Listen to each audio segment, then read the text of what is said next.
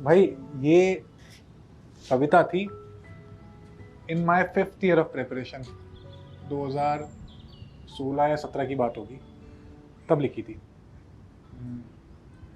और तब तक ना काफ़ी फ्रस्ट्रेटिंग ही हो गया था कि यार इतना लंबा समय हो गया है, अब ये जर्नी कब ख़त्म होगी। हमारे एक सर थे, वो फर्स्ट ईयर में बोलते थे, फर्स्ट ईयर ऑफ प्रिपरेशन में, कि अपनी ये यूपीएससी की जर्नी को ना 5 ईयर प्लान मत बना देना।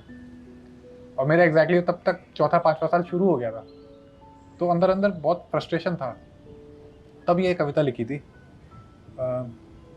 सूर्यपुत्र। ये गम न कर आज तू कि गिर गया हूं अंधेरी खाई में, ये उगता सूरज भी तो डूबा था ना कल गहराई में। पर शब से सवेरे रोज जाग के गोल दुनिया के चारों ओर भाग के खड़ा होता बुलंदियों से किसी लोटे के जल के लिए, बंधा हुआ संधियों से प्रकृति अचल के लिए। सुकून मिले भी तो कैसे उसे, सुकून मिले भी तो कैसे उसे, सर्द रातों को गर्म रजाई में, बसी कायनात की उम्मीदें जब उसकी गुनगुनी गरमाई में।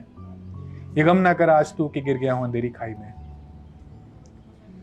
शम्स जिस सलाम का एक जायज हकदार है, शम्स जिस सलाम का एक जायज हकदार है, उस इज्जत तमाम का तुझे भी तो इंतजार है। कहीं ना कहीं था कि यार अब हो गया बहुत, कुछ तो एग्जाम निकले, कुछ तो क्रैक हो, मतलब रिजल्ट आए, something there should be there to be proof of the hard work that I put in. शम्स जिस सलाम का एक जायज हकदार है, उस इज्जत तमाम का तुझे भी तो इंतजार है सूर्य पुत्र करन तू, तेरा मुकद्दर नहीं परछाई में। मृत्युंजय सनातन तू, रख हौसला इस चढ़ाई में। ये गम न कर आज तू कि गिर गया हूं अंधेरी खाई में, ये उगता सूरज भी तो डूबा था ना कल गहराई में।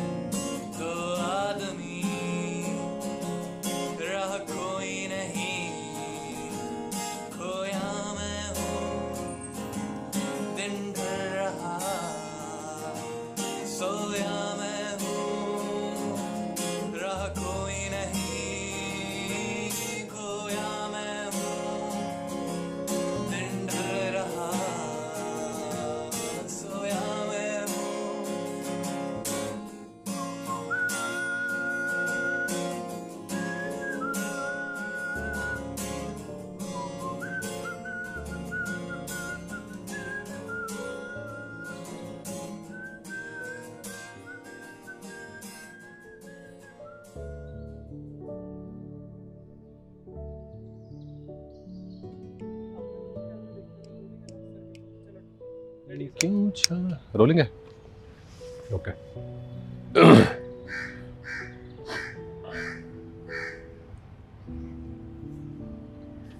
ठीक है। करना बचपन, करना बचपन में कैसे थे? ओवर अचीवर टाइप्स थे, स्टूडियस थे, शरारती थे, नॉटी थे, क्या थे? शरारती तो नहीं था, स्टूडियस था काफ़ी, पढ़ना अच्छा लगता था, बट मोस्टली मतलब अपने शौक के लिए पढ़ना अच्छा लगता था। ऐसा नहीं था कि टॉप 3 में रैंक शायद ही कभी आया हो मेरा स्कूल में, 12th के अलावा, बट अपने क्यूरोसिटी को सेटिएट करने के लिए पढ़ना अच्छा लगता था। और इनसिक्योर भी था कई बार। अगर जैसे मान लीजिए क्रिकेट खेल रहा हूँ मैं और मान लो किसी ने बैटिंग नहीं दी, मुझे एक किस्सा अच्छे से याद है। मैं ना एक क्रिकेट कैंप में गया था और आई वॉज पास्ड ओवर, यार फर्स्ट डाउन भेजेंगे, सेकंड डाउन भेजेंगे, भेजा ही नहीं, 5th या 6th डाउन तक, तब तक सारे सब ओवर्स ही खत्म हो गए। तो ऐसे ही किसी पार्क की वो सेटिंग थी, एंड आई डिस्टिंक्टली रिमेंबर कि मैं पेड़ के पीछे जाके रोया था उस चीज़ के लिए कि यार मैं तो इतना भी बुरा नहीं खेलता हूँ। अब हो सकता है खेलता भी हूँ, लेकिन उस चीज़ की इनसिक्योरिटी थी कहीं ना कहीं। क्यों नहीं खिलाया उन्होंने, क्या हो गया? मे बी देवर, या तो मेरी बैटिंग उतनी अच्छी ना हो, ये भी हो सकता है, या मैं उतना असर्टिव ना हूँ, इधर could be the case, but हाँ मैं रोया था, मुझे इतना ये ज़रूर याद है कि बैटिंग नहीं दी तो। और हाँ ये होता था कि कहीं ना कहीं वैलिडेशन सीख करना दोस्तों का, फैमिली मेम्बर्स का। तो पढ़ाई भी ना मेरे लिए मतलब दो एस्पेक्ट से, एक तो था कि जो मैं खुद अपने लिए पढ़ना चाहता था।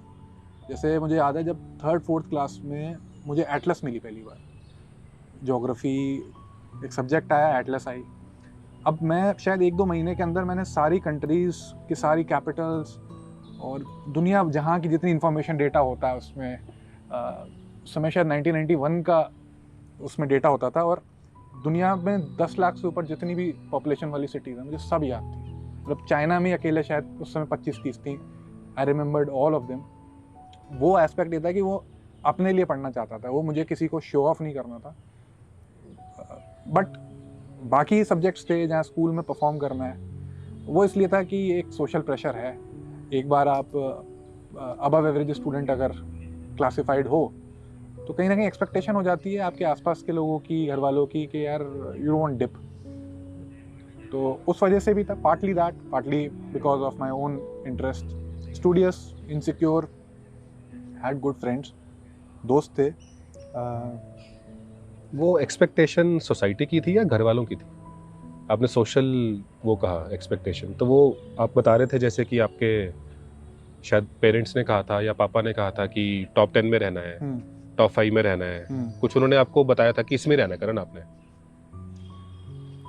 सोसाइटी की तो नहीं थी, सोसाइटी की तो कहीं से भी नहीं थी। घर वालों का भी एक ना एक अनसेड सा एक एक्सपेक्टेशन होता है, एक उम्मीद होती है। पर आपसे क्यों थी उम्मीद वो? जैसे आपकी दीदी भी हैं, यस, वो उनसे उम्मीद नहीं थी मेरी ऐसी यंगर उम्मीद सिस्टर, कि academics? She was the more naughtier child, शैतान बच्ची थी। हाँ। तो कहीं ना कहीं एक I was the elder son, so एक टैग था बचपन से कि he is the more sincere one, the more philosopher one. एक रोल डिफाइंड था। लेकिन अगर मैं तोड़ भी देता तो ऐसा नहीं था कि heavens would not come fall down. मैंने कभी वो ट्राई नहीं किया, मुझे लगा कि नहीं यार ये this is the role that I am fit in, इसको करना है मुझे, तो ठीक है। मतलब तो स्कूल का टाइम कैसे गुजरा आपका करण भाई, की कैसे रहा? कि स्टूडियस मतलब आपने स्टडीज में तो आप स्टूडियस थे ही, तो आपने कैसे, जैसे बताया क्रिकेट खेलते थे आप, तो कुछ और भी करते थे, क्या करते थे? मतलब एक्टिवली अगर मैं रिकॉल करूँ अब तो स्कूल का भी 6th के पहले का तो इतना फेडेड मेमोरीज हैं, बट 6th ऑनवर्ड क्योंकि मैं इतना ऑन द साइडलाइंस मुझे पढ़ना अच्छा लगता था। फिर क्या हुआ 6th-7th के बाद एनसाइक्लोपीडिया की, ब्रिटानिका की उस समय किताबें आती थी, वो कहीं से मेरे फादर किसी नोन पर्सन के यहाँ से 25-30 बुक्स का वो बुक सेट था, वो लेके आए। एंड इवन बिफोर दैट, मतलब to my families credit, they always were very supportive to me so far as books are concerned. I am blessed with that in life कि ज़िंदगी में किताबें बहुत पढ़ने का मौका मिला।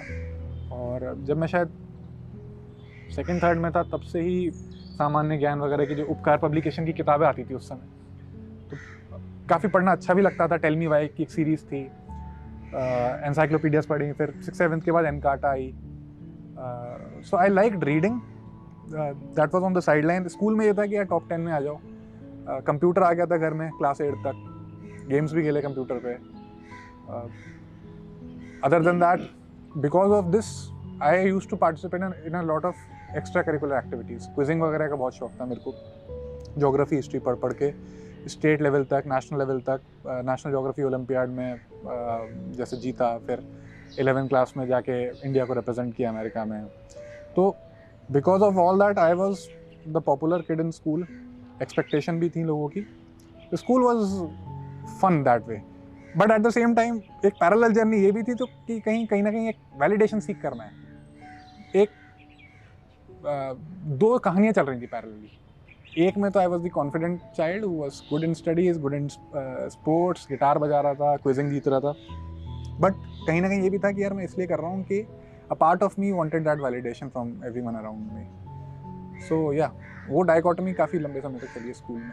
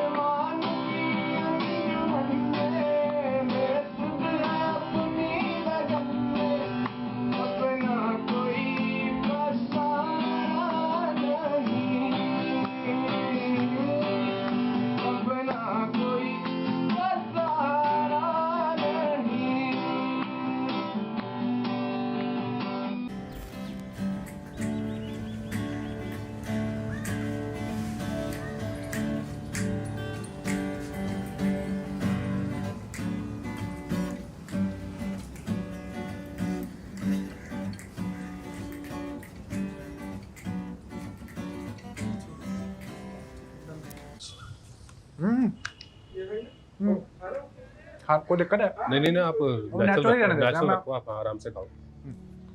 तो करण, फिर आपने वो उत्तर प्रदेश स्टेट कमीशन की तैयारी शुरू तो कर दी, तो वो तैयारी गई कैसी? तो जहाँ तक मुझे पता है यूपीएससी सिविल सर्विसेज नहीं क्रैक हुआ अल्टीमेटली, और कुछ एग्जाम हो गए साथ में, अच्छे एग्जाम्स हो गए, पर वो जर्नी पूरी रही कैसी? वो शुरू से बताओ अच्छे से। For a large part traumatic रही। मतलब वॉर वेटरन्स के साथ होता है ना, पीटीएसडी उसको बोलते हैं, post traumatic stress disorder.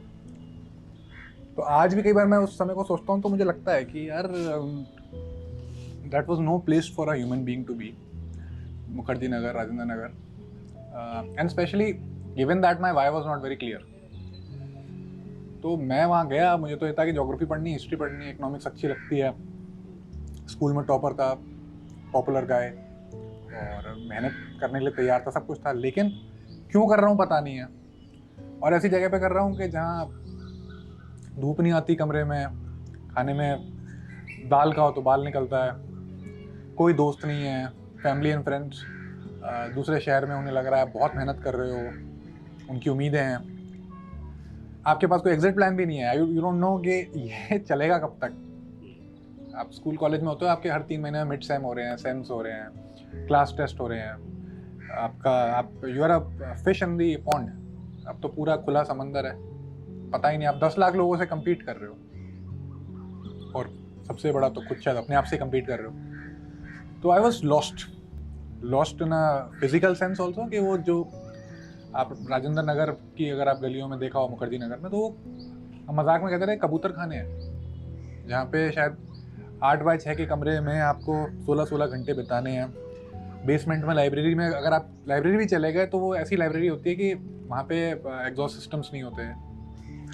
Unfortunately last year हमने देखा कि एस्पिरेंट्स वहाँ डूबे हैं, ये तक हाल हैं और रहे हैं। तो traumatic, not a happy experience. Mental health got screwed up big time there, और वो काफ़ी लंबे समय, मतलब इनफैक्ट ईयर्स, क्योंकि 2012 में राइट आफ्टर माई ग्रेजुएशन 8-10 दिन के बाद मैं वहाँ चला गया। ऑन एंड ऑफ मैं घर भी आ जाता था, ऐसा भी होता था कि ठीक है एक कोचिंग प्रोग्राम खत्म हुआ, घर चले गए, बट घर के रहने के भी अपने स्ट्रगल्स हैं। सो देयर वर नो, ऐसा नहीं था कि मैं तैयारी के बाद घर आ रहा हूँ तो बहुत वहाँ पे सब कुछ बहुत अच्छा हो गया। एक्चुअली क्या है कि जब आप 21-22 साल के हो जाते हो तो कहीं ना कहीं अपने आप से भी एक्सपेक्टेशन होती है कि आप you earn your own bread and butter.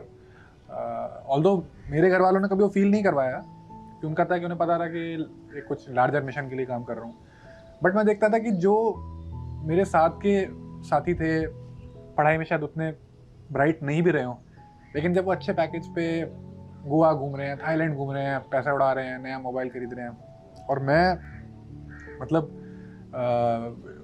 मुझे याद है कि मैं क्योंकि ऊपर वाले रूम में रहता था अपने घर पे, फर्स्ट फ्लोर पे, और एक बार मेरे को ये तरकीब सूझी कि मैं मम्मी से कहता हूँ कि आप खाना ना मुझे नीचे मत बुलाया करो, एक टिफ़िन लेके आ जाता हूँ 250-300 रुपये का, आप उसमें पैक कर देना और मैं खाना ऊपर ले लूँगा, ऊपर ही खा लूँगा, अपना कुछ पढ़ता रहूँगा, उस समय टाइम बच जाएगा, नीचे जाऊँगा यहाँ वहाँ की बातें होंगी, कोई रिश्तेदार की बात होगी, कोई एंगेजमेंट हो सकता है, कहीं जाना पड़ जाएगा, तो मेरा फोकस नहीं ब्रेक होगा, मैं ऊपर ही खाया करूँगा, इंडिपेंडेंट एग्जिस्टेंस रहूँगा।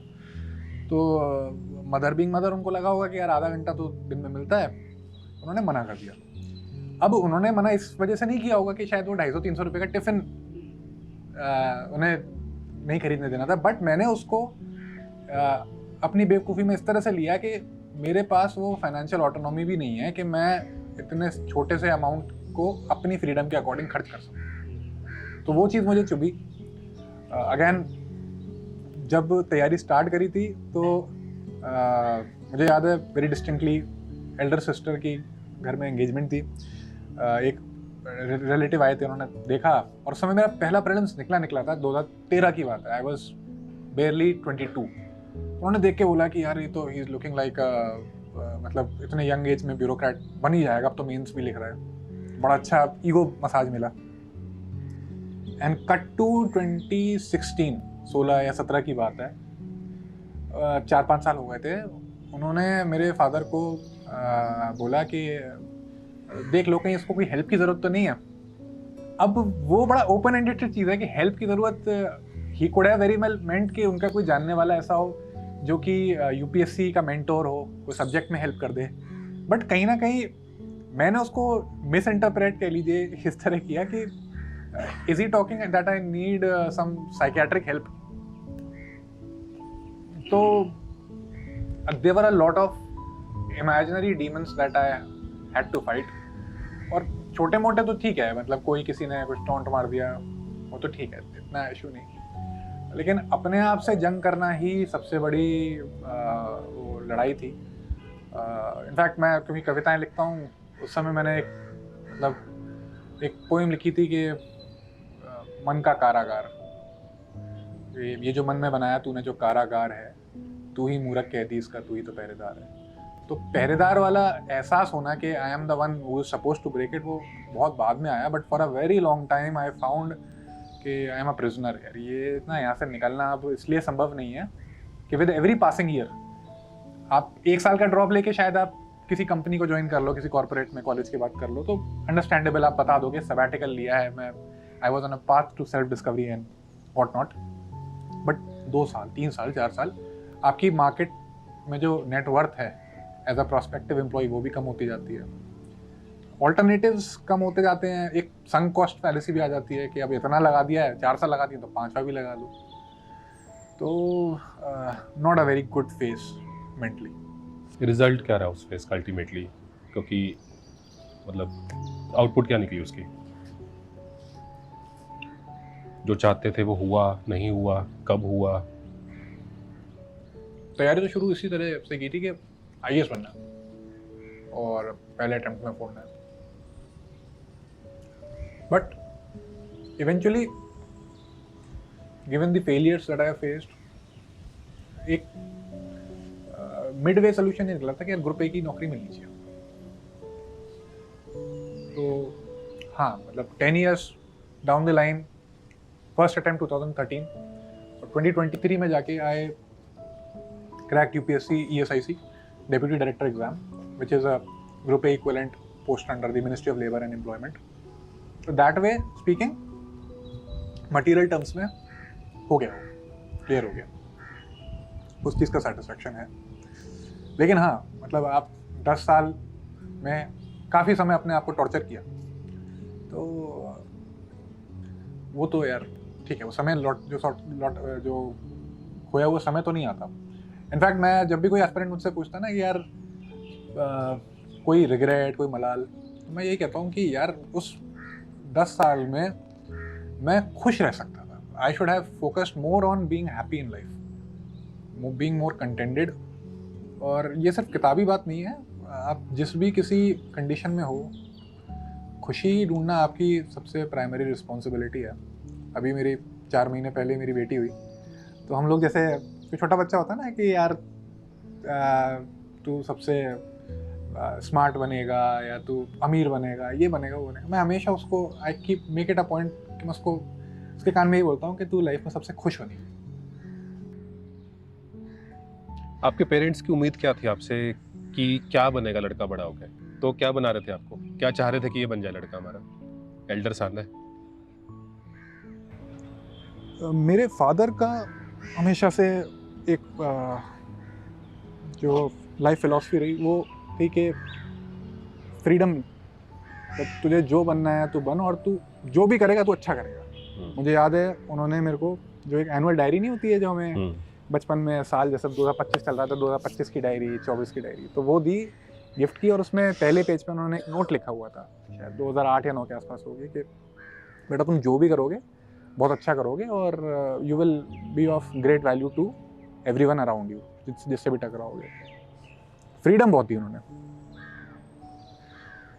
मदर का एक मदर्स बीइंग मदर, उनको ये था कि यार मतलब एक इकोनॉमिकली एक अच्छा लाइवलीहुड हो, तो जितना उनको समझ थी साइंस शायद अगर मैं लेता, उनका एक सेड अनसेड एक प्रेशर कह लीजिए, एक एडवाइस कह लीजिए, ठीक है बेटा साइंस लो और इंजीनियर बन जाओ, क्योंकि इंजीनियर बन गए, अगर मीडियोकर इंजीनियर भी बनोगे तो कोई नौकरी मिल जाएगी।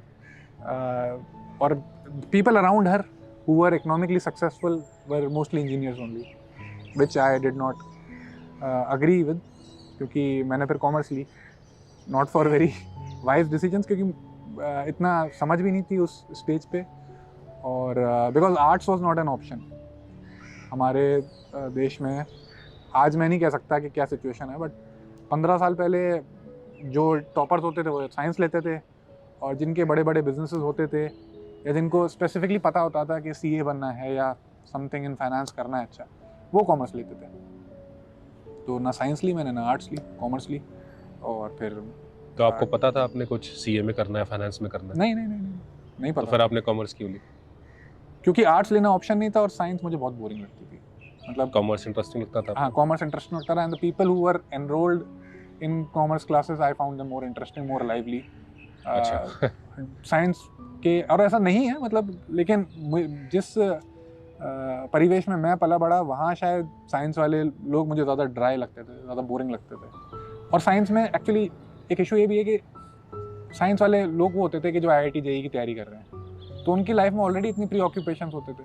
फॉर समवन लाइक मी कि जिसको गिटार भी बजाना है, क्विजिंग भी करनी है, अपनी साइड हॉबीज़ को परस्यू करना है, वो साइंस वालों के साथ उसका फिटिंग ही नहीं होगी, क्योंकि उनका तो 2 बजे तक स्कूल होगा, उसके बाद वो कोचिंग करेंगे, तो लाइफ में उतना टाइम होगा नहीं उनकी। So I found a better association with people from the commerce, तो मैं उस दिशा में बढ़ा। तो कॉमर्स के बाद क्या करना है, कुछ क्लैरिटी थी आपको कि कॉमर्स एक बार होगी 2 साल, फिर क्या करना है? नहीं, क्लैरिटी नहीं थी। नहीं। मतलब ये था कि 11th में कॉमर्स अब ले ली है, कॉमर्स वाले लोग इवेंचुअली MBA कर लेते हैं, या CA तो बाय डिफ़ॉल्ट एक ऑप्शन है ही। I have a very good friend, school में, मतलब अब तो उतनी बात नहीं होती, बट स्कूल में he was very good friend, जिसका ख़ानदान में 10-11 CS थे। उस बंदे को ये स्पेसिफिक क्लैरिटी थी किंडरगार्टन से कि 11th-12th में जाके कॉमर्स लेना है, फिर BCom ऑनर्स करना है, CA बनना है, और फिर घर वालों का नाम रोशन करना है। मेरा नहीं था ऐसा, मुझे कॉमर्स ले लिया। हाँ, फिर 11th-12th में ये पता चल गया था कि Shri Ram college of commerce is the best college for this, और BCom ऑनर्स बेस्ट कोर्स है। टारगेट बेस्ट पे था, क्यों था ये समझ नहीं थी।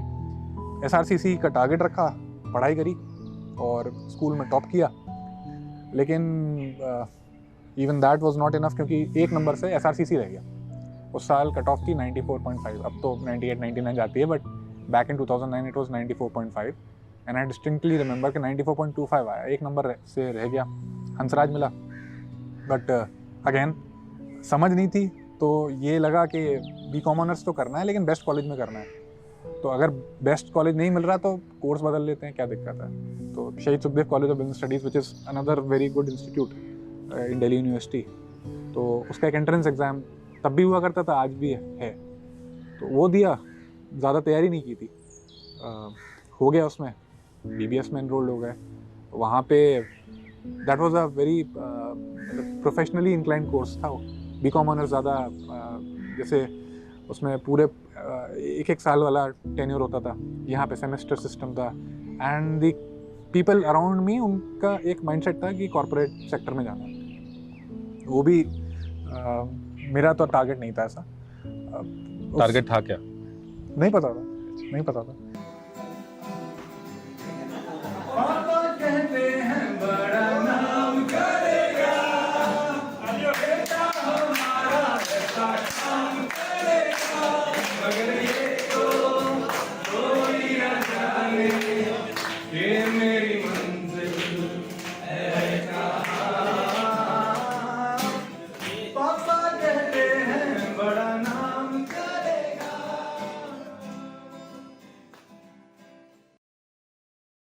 मतलब फाइनल ईयर में आते आते कुछ लोग थे जो कि UPSC की तैयारी कर रहे थे, हाँ।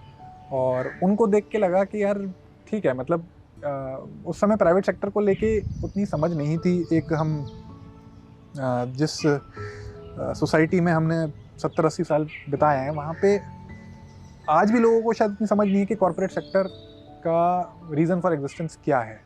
मतलब तो ये लगता था कि यार किसी और के लिए हम एक नौकरी करेंगे वहाँ जाके, इम्पैक्ट उसका क्या होगा? At the end of the day profit बना के जो शेयर होल्डर्स होंगे वो चले जाएंगे, but what would be the larger impact? वो समझ उस समय नहीं थी। तो लगा कि चलो यूपीएससी करते हैं। और मज़े की बात है कि तब मुझे पता भी नहीं था कि UPSC is union public service commission. तो लगा कि पता नहीं यूपी पीसीएस होता है कुछ, उत्तर प्रदेश वाला होता है, वो तो नहीं है कहीं है। फिर लगा कि दिल्ली में कॉलेज था मेरे, तो पता चला कि यार ये सब भी यूपीएससी करने वाले हैं। देन आई रियलाइज कि नहीं ये तो दिल्ली वाले हैं, बट ये आईएएस जो बनते हैं वो यूपीएससी से बनते हैं। तो फाइनल ईयर के आखिरी 6 महीनों में आके मुझे लगा कि यूपीएससी की तैयारी करनी है। हाँ, बीच में एक कीड़ा उसका भी काटा कि कैट की तैयारी करते हैं। उसके लिए मैं स्पेसिफिकली IIM अहमदाबाद के एक फेस्ट में गया मैं, कि जाके देखते हैं वहाँ पे स्टूडेंट्स होते हैं, वो इतना 99 परसेंटाइल आ रही है किसी की, तो ये लोग किस प्रजाति के लोग हैं। वहाँ जाके कुछ एक एक्स्ट्रा करिकुलर वहाँ पे एक्टिविटीज़ थी, परफॉर्मेंस वगैरह की, गिटार विटार बजाया। तो जाके देखा, वहाँ से इंस्पिरेशन कोट एंड कोट एक कैट की एक कोचिंग होती थी उस समय, अल्केमिस्ट करके, I don't know if it exist, still exist. तो वो भी 1 साल सेकेंड ईयर अपना मैंने उसमें निकाला। एंड ऑल दिस वाइल बचपन से ही शौक था लिखने का, गिटार बजाने का, गाने का, वो भी चल रहा था। तो I was into a lot of different things at the same time, but कोई भी एक बहुत क्लैरिटी के साथ नहीं थी। Jack of all trades sort of वाली लाइफ रही। तो आपने जैसे स्कूल के टाइम बढ़िया रहा, स्टडीज़ भी करी, एक्स्ट्रा करिकुलर भी करी, क्विजिंग करी, गिटार बजाया, काफ़ी कुछ किया, म्यूज़िक में भी इंटरेस्ट आपका। +1 +2 में भी आपने अच्छा क्राउड में, कॉमर्स के क्राउड में अच्छा टाइम गुजारा, और आपने पढ़ाई भी करी, अगेन एक्स्ट्रा करिकुलर भी करी, कॉलेज में भी बहुत कुछ किया। तो रोजी रोजी सब कुछ चला, यार सब कुछ रोजी रोजी चला, जैसे कि स्कूल कॉलेज में बढ़िया, स्कूल कॉलेज में रोजी रोजी बढ़िया, सारा कुछ एकदम फर्स्ट क्लास, कोई दिक्कत नहीं? नहीं, okay? नहीं पैरेलल जर्नी जो इनसिक्योरिटी वाली थी वो तो चलती रही ना साथ। इनसिक्योरिटी की जर्नी मतलब क्या थी? आप बढ़िया तो कर रहे हो, क्विजिंग कर रहे हो यार, आप मतलब अगर मैं कोई भी सुन रहा होगा इसको, वो कहेगा भाई मतलब गिटार बजा रहा है भाई, क्विजिंग कर रहा है भाई, के पास स्टडीज़ हैं, so called smart and intelligent गाय है। उसके बाद बीकॉम के अंदर, मतलब +2 के अंदर आपने सच मुझे बताया था, आपने रैंक 1 आया था आपका +2 में, आपने बोर्ड्स को टॉप किया था, मतलब फर्स्ट आए थे आप +2 में। अगेन मतलब क्या स्कूल में, हाँ मतलब हाथ डले होंगे गले में कि वाह फर्स्ट आए हो, मतलब पेरेंट्स भी खुश हुए होंगे कि वाह फर्स्ट आए हो, तो मतलब ओवर अचीवर ही रहे हो। तो किस बात की इनसिक्योरिटी?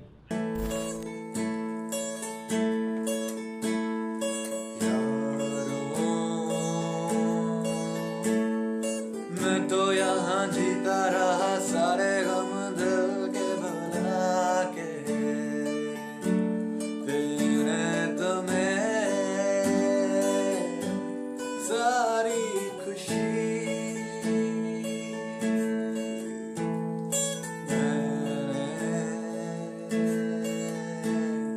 मैंने यहाँ कुछ भी तो पाया नहीं, सब कुछ पाके मुझको मिली क्या जिंदगी।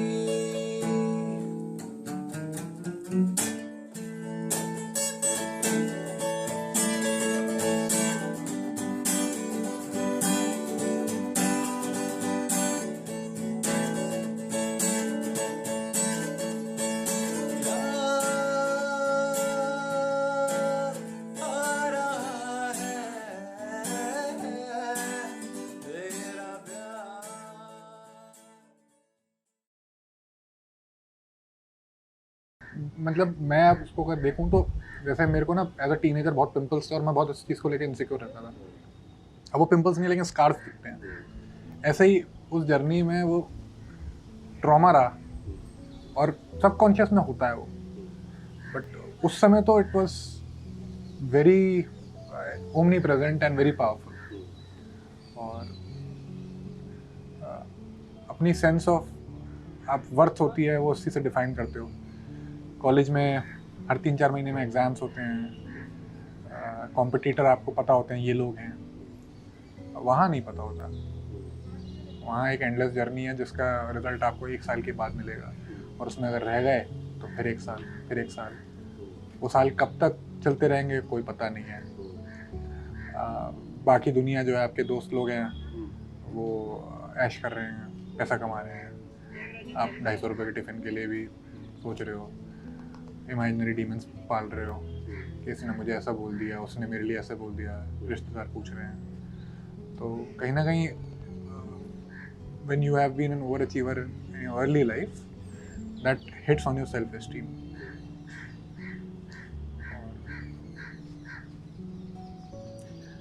अगेन मतलब क्लासरूम टीचिंग एक्सपीरियंस भी ऐसा है कि 500 लोग हैं, जैसा आप कल बता रहे थे, आपको स्क्रीन दिख रही है, आपको टीचर ही नहीं दिख रहा है सामने। और even if the teacher is good, उनका एक सेट पैटर्न है, सेट प्रोग्राम है, जिसमें अगर आप बीच में 2 दिन के लिए भी छुट्टी मार गए तो फिर आपको there is no way to get to know कि उन 2 दिनों में क्या हुआ है। Student were not at the centre of everything, वो प्रोग्राम ड्रिवन एक स्ट्रक्चर होता था। एंड इम्पोर्टेंटली वो वाई मिसिंग था। when your why is non-existence, forget weak, then it is easy to get depressed and feel low. There's always light at the end of the tunnel. Is there? What if this world is a giant snake and you, a poor helpless mouse, जिसका मुकद्दर ही है चूस लिया जाना, to become one with the snake. भुजंग सी है जिंदगी और मैं मूसा हूँ, सुरंग में न रोशनी कहाँ घुसा हूँ, बढ़ूं बाईं तरफ या चलूं दाईं ओर, या छत पर जो दीवार है वहां लगाऊं जोर, ये भी नहीं खबर अभी कि दिन है या रात, सलात भी मैं क्या करूं जो किबला नहीं ज्ञात, तंग से संग में अभी आधा पिसा हूं, जो विष से बच गया तो भी तो चुसा हूं, भुजंग सी है जिंदगी और मैं मूसा हूं, सुरंग में न रोशनी कहाँ घुसा हूं. If Sachin at the age of 15 was facing bowlers like Waqar Younis, Wasim Akram, Imran Khan in Pakistan itself, तो कहीं ना कहीं हमारे नेशनल साइकी को उसने बूस्ट किया ना.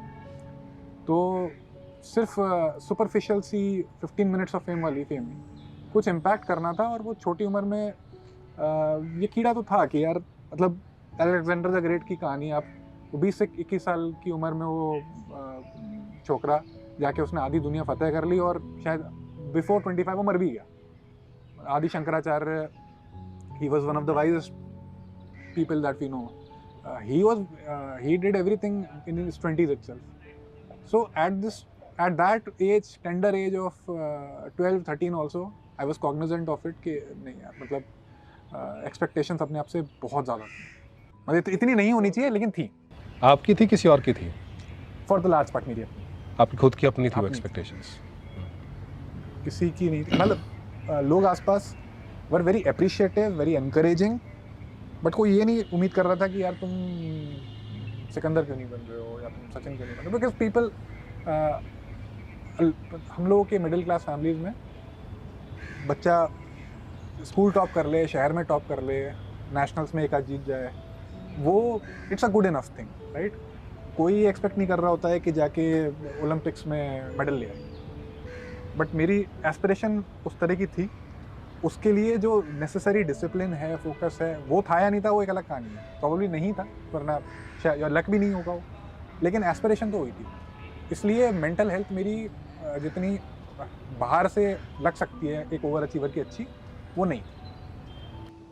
आपको गिटार बजाकर और आई थिंक पोएम्स लिख के खुशी मिलती थी? Yes. If I'm not wrong. Yes. आप आज ही बजाते हो, हमारे पास इनफैक्ट गिटार है भी है, हम देंगे भी आपको बजाने के लिए. तो क्यों नहीं आपने उसको, उस खुशी को आगे बढ़ाया?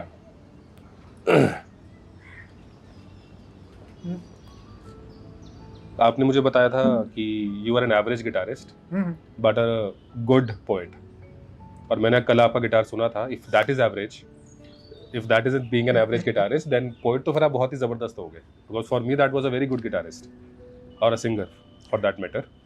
तो फिर आप poet तो फिर अलग ही लेवल के ज़बरदस्त हो गए. आप कुछ सुनाना भी, पर आपने उसको क्यों नहीं परस्यू किया? मेरे एक ना म्यूजिक टीचर थे, इनफैक्ट 2-3 अलग अलग स्कूल में, लाइफ में. हाँ, स्कूल में, कॉलेज की बात है. तो उन्होंने मुझसे पूछा कि तुमने कभी परफॉर्म किया है? मैंने कहा हाँ सर करता हूँ, फेस्ट वेस्ट में कर देता हूँ परफॉर्म। बोलते हैं कि पैसे लेके परफॉर्म किया है कभी, कि तुम्हें किसी ने पैसा दिया हो परफॉर्मेंस का? तो उन्होंने जो बात बोली थी ना, मुझे ये याद आई। बोलते हैं कि यार जो मतलब फ्री में करते हो ना, तो तुमने लोगों को एंटरटेन किया है, परफॉर्मेंस आप तब बोलोगे when you are being paid for it. तो again I had never come across anyone in my immediate और distant family who was into arts and who was being मतलब handsomely rewarded तो बोलिए, मतलब अगर आप टोकन अमाउंट भी कुछ मिल रहा हो ऐसा, may be that is the part of the that part of the world that I come from, वहाँ पे नहीं था एक ये इकोनॉमिक लाइवलीहुड उससे सस्टेन करने वाला। तो उस तरह कभी सोचा नहीं कि यार इसको मैं फुल टाइम नौकरी वोकरी ना करने की जगह सिर्फ गिटार ही बजाऊँ या पोइट्री ही करूँ। मतलब क्या बोलते हैं उसको, भूखे पेट भजन ना होए गोपाला। पर यहाँ पे एक सवाल भी आ रहा है मेरे मन में कि अगर जिस चीज़ में खुशी मिलती है वो करने दिया ही नहीं जाएगा तो खुशी कैसे मिलेगी? किसी को नाटक में खुशी मिल रही है, नाटक को कर नहीं पा रहा, किसी को गिटार में खुशी मिल रही है, गिटार को बजा नहीं पा रहा, एंटरटेन नहीं कर पा रहा है, परफॉर्म नहीं कर पा रहा, तो खुशी कहाँ से मिलनी है? बच्चों के साथ भी, एस्पिरेंट्स के साथ भी कुछ ऐसे ही होता होगा कि किसी को नाचने का मन कर रहा, नाच हो पा नहीं रहा, किताब दे दी हाथ में, पढ़ो, मिडिल क्लास से हो, पढ़ो, बनो कुछ, तभी तुम्हें दुनिया इज्जत देगी, जितनी भी देगी, तभी तुम अपना घर बार चला पाओगे, तभी तुम्हें कोई लड़की भी देगा, लड़के को स्पेशली, लड़की भी कौन दे देगा तुम्हें बेरोजगार को? क्या करते हो? गाना बजाता हूँ, तो बजाओ। यही चैलेंज, और उसके बारे में आज भी मैं सोचता हूँ। इनफैक्ट मैं थोड़े दिन पहले, आपने वो मूवी देखी रॉक ऑन? उसमें फरहान अख्तर का जो कैरेक्टर होता है, he is a very successful investment banker, और वो सडनली छोड़ के अपने जो कॉलेज टाइम के बैंडमेट्स होते हैं उनके साथ वो मैजिक दोबारा बना लेते हैं। तो मैंने एक्चुअली उस दिन ये सोचा, और शायद चैट जीपीटी पे क्वेश्चन भी पूछा कि यार वो उसने छोड़ तो दिया, सॉरी उसने म्यूजिक ज्वाइन कर लिया, बट उसके इन्वेस्टमेंट बैंकिंग कैरियर का क्या हुआ? उस करियर का हुआ क्या? वो मूवी में आंसर नहीं किया है कि क्या वो इन्वेस्टमेंट बैंकिंग उसने छोड़ दी। So I still think about it कि this is because I am personally not in that space now anymore कि मेरे bread and butter issues नहीं resolve हो रहे, that is being taken care of। लेकिन फिर भी वो जो भूख है यार, मजा तो इसमें आता है, तब भी आता था, आज भी आता है, अब इसको कैसे accommodate करूँ मैं लाइफ में? So that's something that I still ask myself every day, and in due course of time I hope to find an answer to it। नहीं होगा तो नहीं होगा। बहुत गंभीर विषय है ये, जो आपको चीज़ खुशी देती है वो कर नहीं पाते, mostly because of bread and butter, mostly because of economic reasons. और ये मिडिल क्लास का ट्रैप है मेरे हिसाब से। तो मैं मिडिल क्लास से आता हूँ, तो मिडिल क्लास का ट्रैप डेफिनेटली है कि आप हर अपनी उस चीज़ को तोलते हो कि ये मुझे पैसा देगी, रूह को खुशी दे रही है, रूह को वो फीड कर रही है, नहीं पैसा देगी, तो वो रियलिटी है। सही बात है। जग ने छीना मुझसे मुझे जो भी लगा प्यारा, सब जीता किए मुझसे, मैं हर पल ही हारा।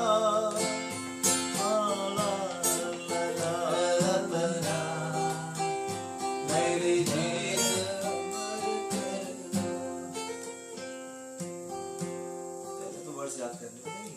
प्रैक्टिस करनी पड़ेगी। एक बार मेरा भी करवा दो,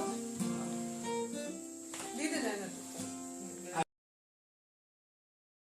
इनफैक्ट मैं तो समझता हूँ कि एलीट क्लास में भी कई सारे बच्चे ऐसे होंगे कि जिनके ऊपर ये प्रेशर होता होगा कि not because of money, but हाँ, not because of money, because of something else, legacy, legacy. हाँ, उसमें लेगेसी आ जाएगी कि मैंने बनाया था, तू भी बना, तू उसको आगे चला। But not because they have to, build a house, buy a scooter, buy a car. Yes. Right. It becomes progressively more difficult as you move vertically upward in the classes. शायद जो गरीब हैं उनके लिए तो ये चांस ही नहीं है, पॉसिबिलिटी ही नहीं है कि वो अपनी हॉबीज़ को परसू करके इकोनॉमिक लाइवलीहुड कर ले। मिडिल क्लास के लिए बहुत ज़्यादा डिफिकल्ट है, सॉरी उससे थोड़ा कंपैरेटिवली आसान है शायद, और एलीट क्लास में अगेन आसान। तो आज लगता है आपने कर लिया उस सिकंदर वाला काम, नहीं आदि शंकराचार्य वाला काम कर लिया आपने? Definitely. अभी आप लेवल 10 पोस्ट पर हो, गवर्नमेंट ऑफ इंडिया में हो, डेप्यूटी डायरेक्टर हो, Yes. आपने मल्टीपल एग्जाम्स अब क्रैक कर लिए हैं, रैंक 1 भी उनमें से एक एग्जाम में आपका आ चुका है, हाँ। तो फाड़ तो दिया सारा कुछ, क्या बचा है? हाँ, मतलब उस तरह की अपनी आकांक्षाओं के तले दबने की कोशिश मैं नहीं करता हूँ।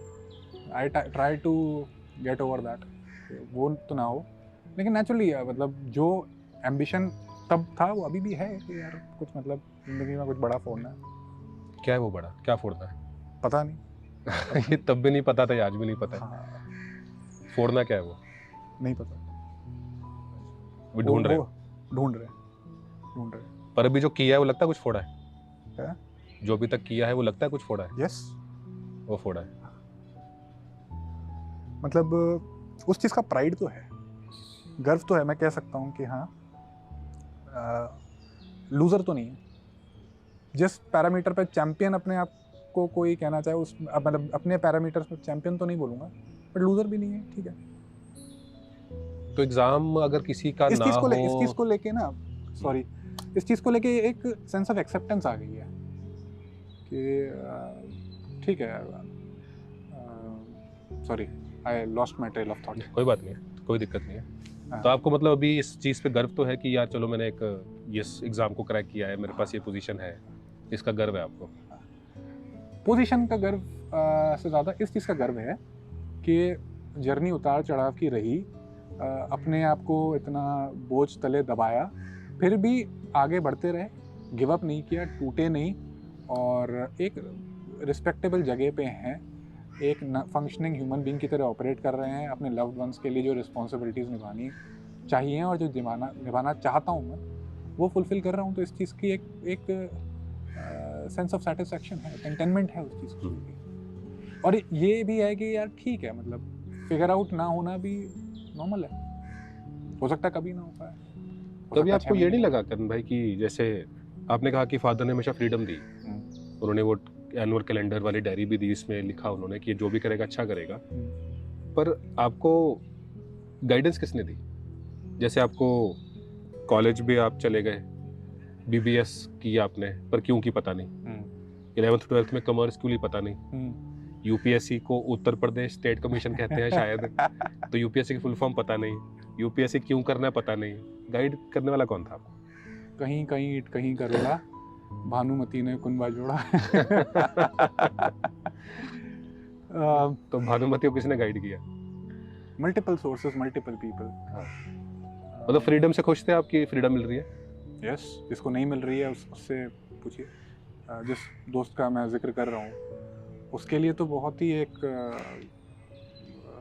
Very well laid out path तो था, लेकिन it was a walled garden.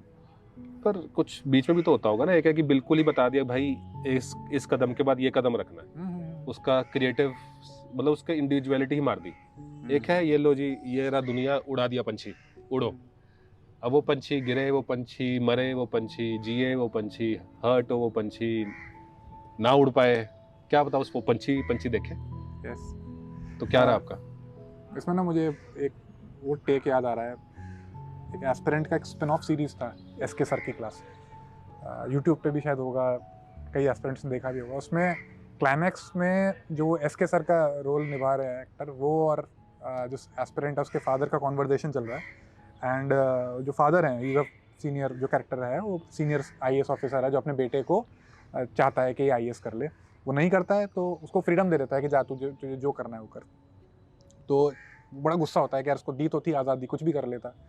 तो वो एसके सर बड़ा सही बात बोलता है कि मतलब guidance is also equally important. पतंग वाला, आप पंछी की बात कर रहे हैं, मुझे ना पतंग की एनालॉजी ज़्यादा फिट बैठती नज़र आती है कि आप पतंग को ऐसे छोड़ दो तो कहीं ना कहीं वो गिर ही जाएगी। उसके साथ उसकी जो डोर है उसको संभालना कैसे है, कब खींचना है, कब आगे उसको ढीला छोड़ना है, वो गाइडेंस कहीं ना कहीं आई फाउंड कि मतलब nothing to blame about it. Maybe people who are elders, उनको भी शायद नहीं, उनको उनके एल्डर्स ने नहीं दी होगी, एंड ठीक है, तो वो नहीं थी। और धीरे धीरे खुद ही समझने की कोशिश की कि ये सिलेबस होता है या इसकी ये तैयारी होती है या एग्जिट प्लान कब लेना है। जैसे मुझे याद है कई लोग बोलते थे कि यार प्लान बी तो मतलब लूजर्स के लिए होता है, या बर्न योर बोट्स। एक हिस्टोरिकल एग्जांपल है ना कि पता नहीं सीजर था या कौन सा जनरल था कि उसने अपनी फौज को बोल दिया कि अब मैं सारी जो नाव है वो जला दूंगा और तुम तट से अब दुश्मन पे अटैक ही करोगे।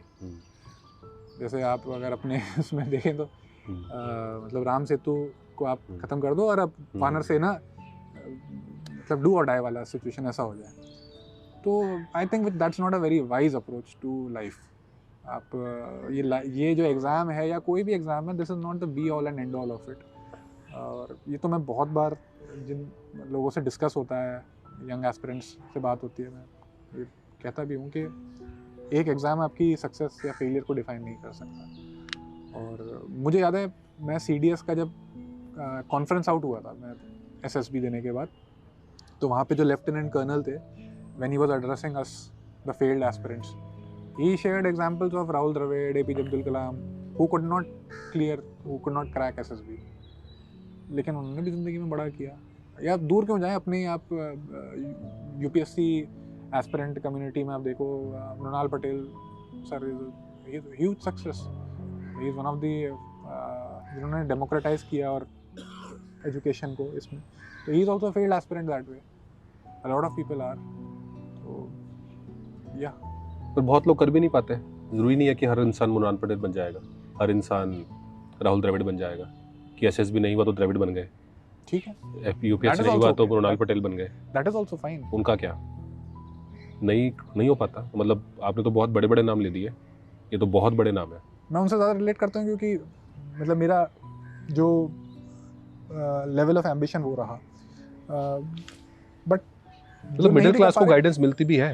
किससे? मिडिल क्लास को गाइडेंस मिल पाती है, तो मिडिल क्लास के जो पेरेंट्स हैं वो तो बेचारे शायद अपनी रोजी रोटी में के चक्कर में लगे हुए हैं, नहीं मिल पा रही उनको। मतलब वो चाहे इंटेलिजेंट हो लड़का लड़की, स्मार्ट हो, हार्ड वर्किंग हो, सिंसियर हो, नहीं मिल पा रही।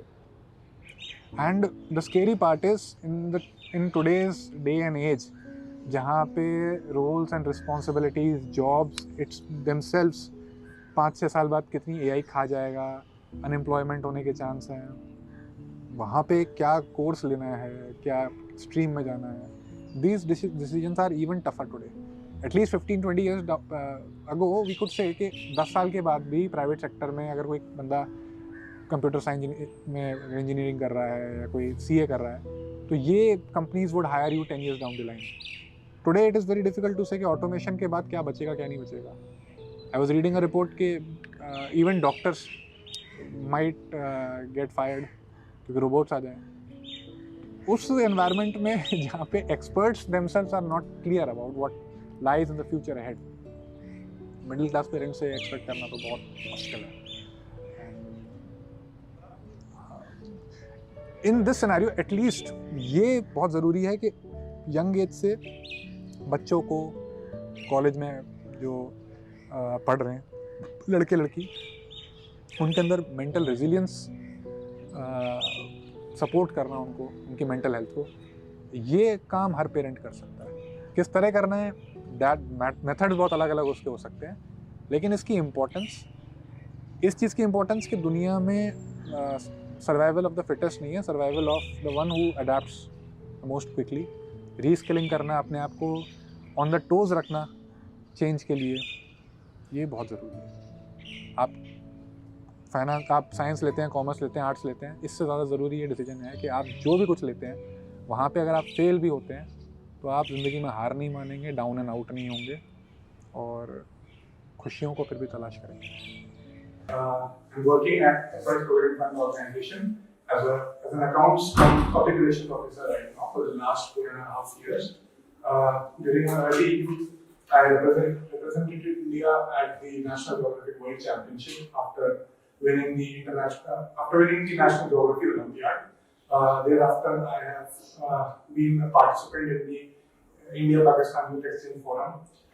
Because of these interests, I decided to prepare for competitive exams. And in 2017, I secured All India Rank 1 in the recruitment exam that UPSC had conducted for accounts officers and enforcement officers at EPFO.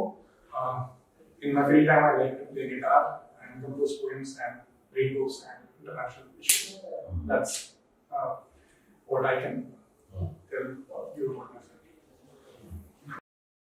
सही है। चलिए करण, वापस आते हैं। जैसे आपने Uttar Pradesh state commission की तैयारी स्टार्ट कर दी, तो वो तैयारी कैसी गई? 2012 में स्टार्ट करी आपने शायद? हाँ। कैसे गई तैयारी वो समय कैसा गया? मई 2012 में ग्रेजुएशन का लास्ट पेपर था और तब तक मुझे ये हो गया था कि यूपीएससी के लिए ही प्रिपरेशन करना है, क्योंकि बाय देन प्लेसमेंट के लिए कंपनीज भी आई। I sat for the interviews with a very half hearted approach. ज़्यादा मन नहीं था, लेकिन एक एक्सपीरियंस लेने के लिए दिया भी बेन, मैकेंजी, बीसीजी वगैरह में। लेकिन ये हो गया कि तैयारी करनी है, कोई आइडिया नहीं था। तो ये क्लियर था कि अगर क्यों कोई आइडिया नहीं है तो फिर कोचिंग चाहिए, बिकॉज पता ही नहीं है कहाँ से करना है। सब्जेक्ट्स उस समय 2 ऑप्शनल होते थे। तो एक ज्योग्राफी में मेरा इंटरेस्ट था, पैशन था शुरू से ही। तो वन वाज क्लियर कि यार एक ज्योग्राफी ले लेता हूँ। दूसरा था कि यार आईएएस बनना है, तो आईएएस करता क्या है? वो तो पब्लिक एडमिनिस्ट्रेशन करता है, तो वही सीख लेते हैं। चलो नौकरी में जाएंगे तो वेरी वेल प्रिपेयर्ड होंगे। मतलब अब सोचता हूँ तो हंसता हूँ ये सोच के कि यार जिसने पाली लिटरेचर लेके जो क्रैक कर गया, उसके लिए भी ऐसा नहीं है कि वो कोई इन्फीरियर सिविल सर्वेंट होगा इन कंपैरिजन टू जो पब एड के साथ है। उसने कुछ कंसेप्ट पढ़ लिए होंगे, 3-4 महीने में वो भी सीख जाएगा, बट तब वो जानकारी नहीं थी। तो इसलिए पब्लिक एडमिनिस्ट्रेशन और ज्योग्राफी के साथ शुरू किया। और किसी ने समझाया होगा कि पहले ऑप्शनल कर लो, ऑप्शनल में टाइम ज़्यादा लगता है। तो 2013 का अटैम्प्ट देने वाला था तब। तो 1 साल के उस टाइम पीरियड में आई हैड दिस टारगेट कि with in the next 4-5 months I will complete my optional. Optional की कोचिंग शुरू करी, उसके लिए मुखर्जी नगर शिफ्ट हुए। और तब जाके तब तक I was a high achiever, coaching वगैरह में भी अच्छा परफॉर्म करता था। तो एक कॉन्फिडेंस था कि यार ये तो हो जाएगा, ऐसा कोई दिक्कत नहीं है। बट देन जो वो सेटिंग थी, जो फिज़िकल एनवायरनमेंट था उस जगह का, that was not very conducive for preparation. मतलब जहाँ मैं रहता था वो शायद 7x5 की कोठरी होगी, जिसमें एक चारपाई मुश्किल से आए। दिन में अगर लाइट चली जाए तो अंधेरा हो जाता था। जो टिफ़िन खाने के लिए आता था उसमें पीली दाल, काली दाल और दाल का क्या टेस्ट है वो समझ में नहीं आता, और किसी दिन दाल में बाल भी हो जाता था। So it was not a very happy place to be. आप याद करो, फर्स्ट इंडियन आइडल का विनर बहुत लोग शायद याद कर पाएंगे, अभिजीत सावंत एक पार्टिसिपेंट थे, क्योंकि वो first of its kind Indian Idol था। But subsequently every season people don't tend to remember. So he said this thing, Govinda, कि आपको तब ये रियलाइज़ होगा when you win it. Even if you win it, you will realise कि journey तो अब start हुई है। In a similar vein I feel कि तब ये जानकारी नहीं थी कि अगर हम वो पीयूष मिश्रा का वो कोट है ना, ये दुनिया अगर मिल भी जाए तो क्या है, not in that depressive sense, but अगर क्रैक हो भी जाएगा तो भी एक कंसेप्ट होता है हेडोनिक एडेप्टेशन का, कि जनरली मनुष्यों का जो base line level of happiness होता है ना, वो वापस से एक अचीवमेंट के बाद भी डिप आ जाता है उसमें। तो ये चीज़ थी कि ठीक है, या तो कुछ सुनाएंगे आप जो आपकी इस सफर को भी एक तरह से समराइज करे, या एक तरह से आपको, मतलब कुछ अगर आपने बताया था कि आप कंपोज करते हो, लिखते हो आप। कंपोज अब काफ़ी सालों से नहीं किया, बट स्कूल के टाइम पे तो बहुत कंपोज करता था। और मुझे ना अभी एक सॉन्ग याद आ रहा है, शायद 15 साल से तो मैंने गाया ही नहीं हुआ ये सॉन्ग। अच्छा,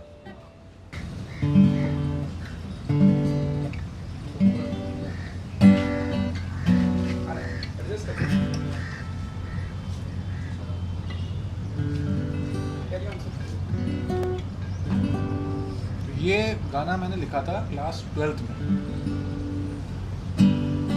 कोई मिल गया था, कोई छूट गया था? नहीं, ये मिलन और बिछड़ने के उसके ऊपर नहीं था। ये तो किस पे था ये? एम्बिशियस अच्छा, यंग टीनेजर के वो थे अल्फाज थे। ठीक है। जिंदगी है छोटी सी